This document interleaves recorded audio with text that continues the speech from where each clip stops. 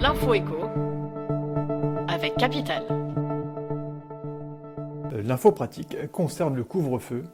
Sachez qu'un nouveau motif a été ajouté à la liste des dérogations permettant de sortir de chez soi après 18 heures. Il vous est désormais possible de rencontrer un professionnel du droit une fois passé l'heure fatidique. Il s'agit plus précisément des actes requérant un avocat, un notaire, un huissier de justice, un commissaire-priseur judiciaire ou un greffier. Un récent décret stipule que ce déplacement est autorisé si la démarche ne peut être réalisée à distance. Vous devrez alors cocher le motif convocation judiciaire ou administrative sur votre attestation de déplacement dérogatoire. Les chiffres du jour, 45 jours. C'est la durée qu'il fallait en moyenne pour vendre un appartement en France entre décembre 2020 et février 2021. Ces délais sont 25% plus rapides qu'à la même période un an plus tôt, estime seloger.com. Pour les maisons, même constat, il faut désormais 56 jours en moyenne pour vendre son bien, soit environ 18 jours de moins que précédemment. Deux phénomènes expliquent cette tendance. Face à la crise, de nombreux vendeurs ont retardé leur vente alors que les acheteurs ressemblent de plus en plus nombreux à vouloir déménager. Bien sûr, ces chiffres divergent selon les régions. Lyon, Angers et Paris. Découvrez en détail les délais de vente d'un bien immobilier dans les grandes villes sur capital.fr.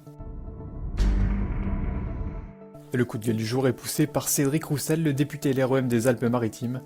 Le parlementaire est le rapporteur d'une proposition de loi pour lutter contre le piratage des rencontres sportives en streaming. Facile d'accès, les contenus sportifs sont largement piratés sur internet et sur les réseaux sociaux. Le député souhaite qu'il soit plus difficile qu'avant d'accéder à des contenus illégaux pour limiter la tentation.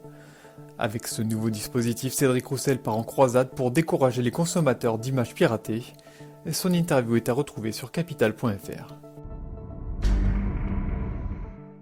On termine par le retour de la prime Macron. Le Premier ministre l'a annoncé lundi 15 mars à l'issue de la conférence du dialogue social.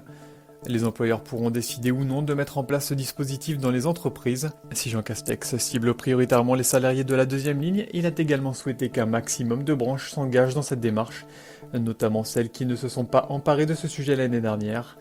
C'est un enjeu d'attractivité pour ces métiers, a-t-il ajouté. Les entreprises pourront donc verser cette prime défiscalisée exonérée de cotisations sociales jusqu'à 1 000 € par salarié. Mais le plafond pourra être augmenté à 2 000 € dans deux situations. Retrouvez sur capital.fr le montant que vous pourriez toucher. C'était l'info écho avec Capital.